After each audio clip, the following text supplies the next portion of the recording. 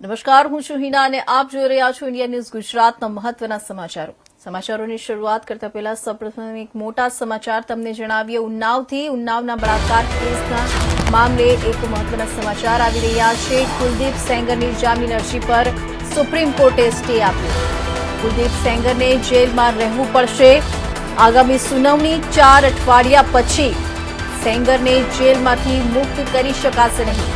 ઉન્નાવ બળાત્કાર કેસમાં દોષિત ઠેરવાયેલા પૂર્વ ધારાસભ્ય કુલદીપ સેંગરને લઈને એક મહત્વના સમાચાર સામે આવ્યા છે, જેમાં દિલ્હી હાઈકોર્ટ દ્વારા આપવામાં આવેલી રાહત પર હવે સુપ્રીમ કોર્ટે રોક લગાવી છે અને હાઈકોર્ટ દ્વારા જામીન મળ્યા હોવા છતાં પણ કુલદીપ સેંગર પર હાલ જેલમાંથી બહાર નહીં આવી શકે।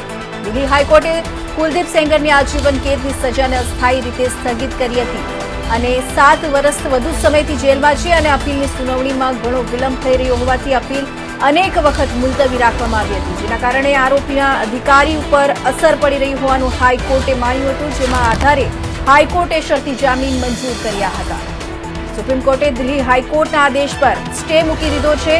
કોર્ટે સ્પષ્ટ કહ્યું છે કે જામીન મળ્યા હોવા છતાં પણ કુલદીપ સેંગરને હાલ જેલમાંથી મુક્ત કરી શકાય નહીં। સાથે જ સેંગરને નોટિસ પણ ફટકારવામાં આવી છે।